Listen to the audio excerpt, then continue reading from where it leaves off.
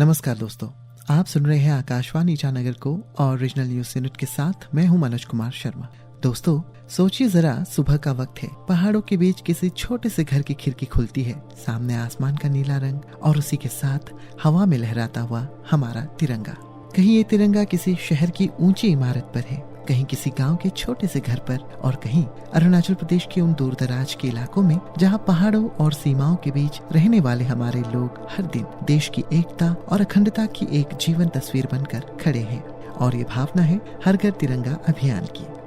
दोस्तों, हर घर तिरंगा सिर्फ एक सरकारी अभियान या कुछ दिनों के लिए हर घर पर झंडा लगाने की बात नहीं है। इसके पीछे एक बहुत सुंदर विचार है। जिस तिरंगे को हम आमतौर पर सरकारी भवनों, संस्थानों और राष्ट्रीय समारोह में देखते हैं, उसके साथ हमारा व्यक्तिगत और भावनात्मक रिश्ता भी बने। हर घर तिरंगा सिर्फ एक सरकारी अभियान नहीं या कुछ दिनों के लिए घर पर झंडा लगाने की बात नहीं है। इसके पीछे एक बहुत सुंदर विचार है। जिस तिरंगे को हम आमतौर पर सरकारी भवनों, संस्थानों और राष्ट्रीय समारोह में देखते हैं, उसके साथ हमारा व्यक्तिगत और भावनात्मक रिश्ता भी बने।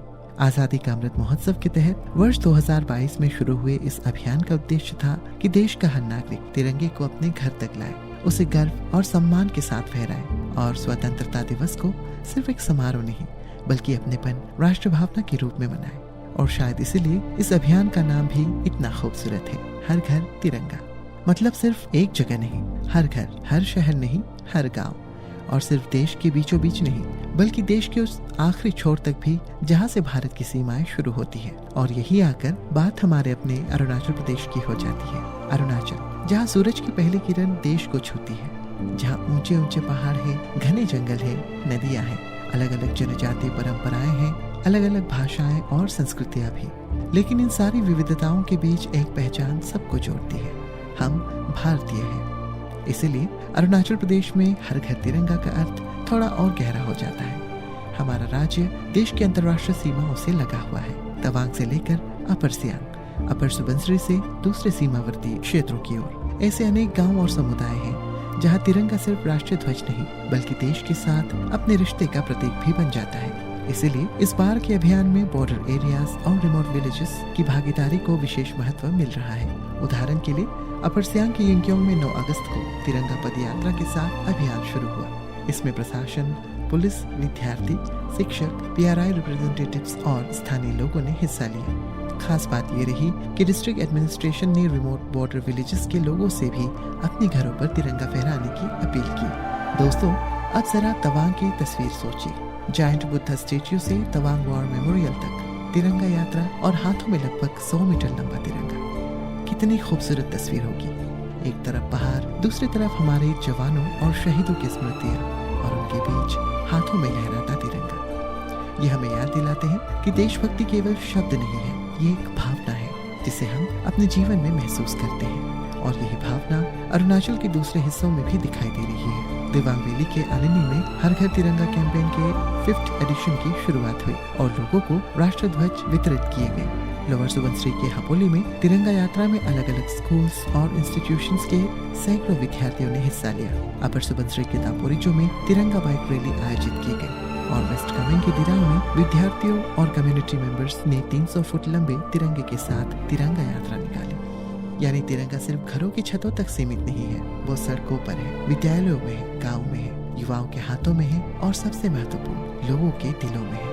दोस्तों, यहाँ एक सवाल हम अपने आप से भी पूछ सकते हैं कि हमारे लिए तिरंगा आखिर क्या है? क्या ये सिर्फ 3 रंगों वाला एक ध्वज है? बिल्कुल नहीं। केसरिया हमें साहस और त्याग की याद दिलाता है, सफेद शांति और सत्य की, हरा समृद्धि और जीवन की, और बीच का अशोक चक्र हमें लगातार आगे बढ़ते रहने की प्रेरणा देता है। इसीलिए जब तिरंगा फहराते हैं तो वास्तव में हम अपने देश के उन अनगिनत लोगों को याद कर रहे होते हैं जिन्होंने भारत की स्वतंत्रता, सुरक्षा और विकास में अपना योगदान दिया।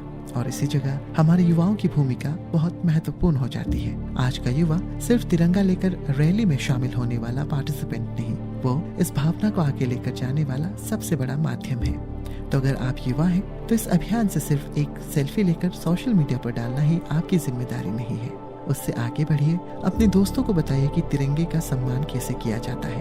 अपने घर के छोटे बच्चों को बताइए कि तिरंगा हमारे लिए क्यों महत्वपूर्ण होते हैं। और अपने गांव या मोहल्ले में होने वाले तिरंगा यात्रा, कल्चरल प्रोग्राम या अवेयरनेस एक्टिविटी में हिस्सा लीजिए। और सबसे जरूरी, सोशल मीडिया पर कुछ भी शेयर करने से पहले ये जरूर देखिए कि जानकारी सही है या नहीं। देशभक्ति का मतलब सिर्फ भावनाओं को व्यक्त करना नहीं, बल्कि जिम्मेदारी से व्यवहार करना भी है।